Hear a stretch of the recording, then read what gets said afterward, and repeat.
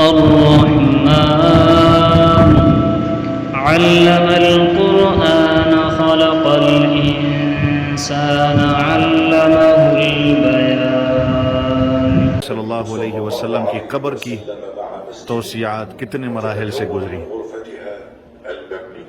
کہ پہلے حضور صلی اللہ علیہ وسلم کی قبر کس طرح تھی.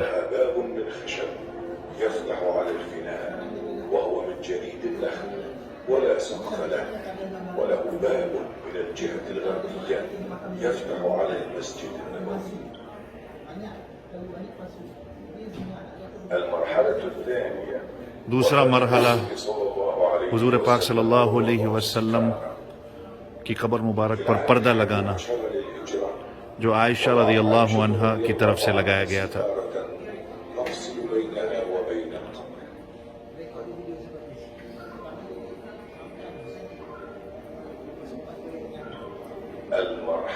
تیسرا مرحلہ حضور پاک صلی اللہ علیہ وسلم کی قبر کا جب حضرت ابوبکر صدیق رضی اللہ عنہ کی وفات ہوتی ہے.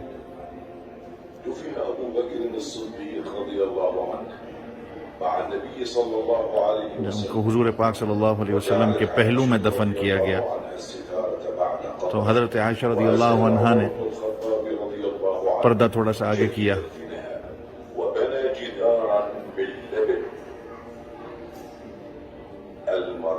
چوتھا مرحلہ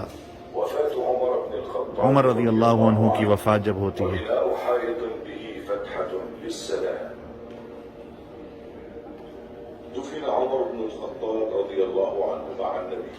حضور پاک صلی اللہ علیہ وسلم کے پہلو میں ان کو دفنایا گیا اور حضرت ابوبکر صدیق رضی اللہ عنہ کے ساتھ.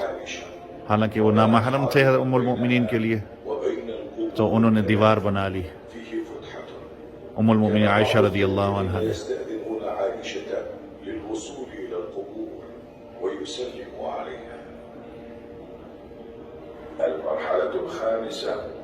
پانچواں مرحلہ حضور صلی اللہ علیہ وسلم کی قبر مبارک کا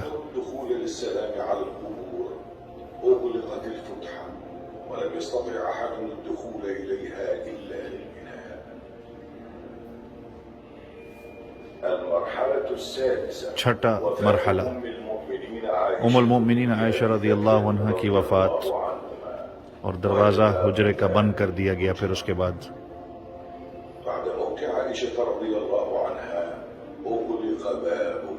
دروازہ بند کر دیا گیا تھا حجرے کا.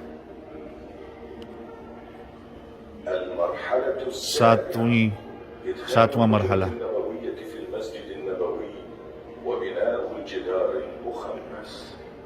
مسجد کے اندر قبر کا آنا. مسجد کے حصے میں ولید ابن عبد الملک کا حکم تھا کہ ساری جگہ کو ڈیمولش کیا جائے. آپ صلی اللہ علیہ وسلم کی ازواج مطہرات کے گھروں کو بھی ایڈ کیا جائے اندر.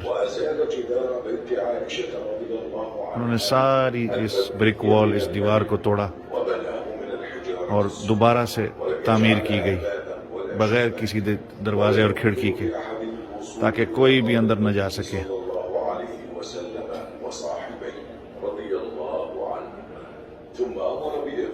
اس کے بعد ایک اور مزید دیوار بنائی گئی.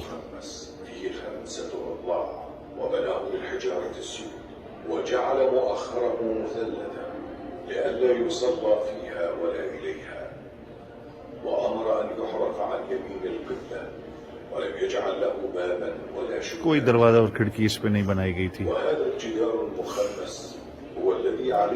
اور پھر اس کو پردے سے بند کر دیا گیا. اور یہ آج جو قبر جو ہے حضور پاک صلی اللہ علیہ وسلم کی جو روضہ مبارک ہے وہ آج اس طرح ہے. اس کو آپ دیکھ سکتے ہیں.